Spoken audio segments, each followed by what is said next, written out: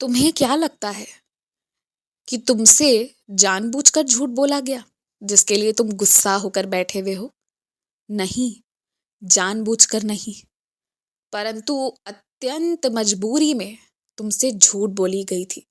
मुझे पता है जिस बात का झूठ बोला गया वो सुनकर तुम्हें बुरा लग रहा है और तुम्हें ऐसा भी लग रहा है कि तुम्हें अलग रखा गया। तुम्हें तुम्हारे लोगों ने ही अलग किया, परंतु अलग नहीं किया है। सबके मन में केवल एक ही बात थी, कहीं गलती से तुम्हें चोट ना लग जाए, तुम्हारे दिल को ठेस ना पहुंच जाए। बहुत साफ नियत थी उनका उद्देश्य, हर हाल में तुम्हें समझना, तुम्हारे मन को समझना और तुम्हें नुकसान नहीं पहुंचाने का था। इसलिए ये मेरी आज्ञा मानो, मेरा आदेश मानो या मेरा निवेदन मानो।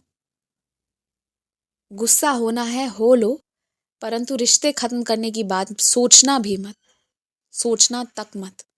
बस यही कह रहा हूं मैं। और अभी थोड़ा रुक जाओ, तुम्हारे घर की स्थिति थोड़ी सुधर जाने दो। उसके बाद इस साल जितने भी लोगों के जन्मदिन आने वाले हैं ना, सबके जन्मदिन में प्रेम से अच्छे से शामिल होना। परंतु तुम्हारी जो एक आदत है ना, आए गए हर एक व्यक्ति को तोहफे पर तोहफा देने की, वो थोड़ा कम करना। जो सच में उसे स्वीकार करने योग्य होगा उसी को देना। क्योंकि इस बार मैं चाहता हूं कि तुम जिसको तोहफा दो ना, कोई धार्मिक ग्रंथ दो।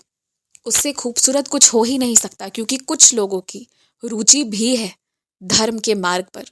तो अगर तुम उन्हें वो देते हो ना, तो उससे सुंदर कोई तोहफा नहीं हो सकता और उससे उनका कल्याण होगा। और इसलिए मैंने कहा कि इस बार सभी को तोहफा देने की कोशिश मत करना, क्योंकि हर कोई धार्मिक ग्रंथों का महत्व समझ भी नहीं सकता। कुछ लोग सोचेंगे कि तुमने ना बस एक रास्ता निकाल लिया है खर्च कम करने का। तो जो उसे समझ नहीं सकते हैं उन्हें वो अभी देने की जरूरत नहीं है, क्योंकि वो अज्ञानी है। और एक बात मुझे तुमसे कहना है, तुम हनुमान चालीसा को इतना बार पढ़ो ना, इतना मन से और एकाग्रचित होकर, कि उसकी एक एक शब्द तुम्हें याद हो जाए। बहुत आवश्यक है ये तुम्हारे लिए। तुम इसका पाठ आजीवन करना, कभी छोड़ना मत। और क्योंकि तुम्हारी परमात्मा पर विश्वास अटूट है ना, तो तुम्हारा विश्वास कभी टूटेगा नहीं, कभी भी नहीं। ये तुम याद रखना। कुछ चीजें तुम्हारी कुंडली देखकर बताई गई थी ना, जो सोचकर तुम्हारा मन दहल उठता है, वास्तविकता में वैसा घटित ना हो इसलिए तुमसे पूजा पाठ करवा लिया गया है। तो तुम्हें घबराना नहीं चाहिए और अपने विश्वास पर भरोसा रखना चाहिए। तुम्हारी भक्ति सिर्फ तुम्हारी ही नहीं, बल्कि तुम्हारे पूरे परिवार की भी रक्षा करेगी। ये भी देख लेना। सब अच्छा होगा, सब मंगलमय होगा। बिल्कुल मत घबराओ। खुश रहो, मुस्कुराते रहो।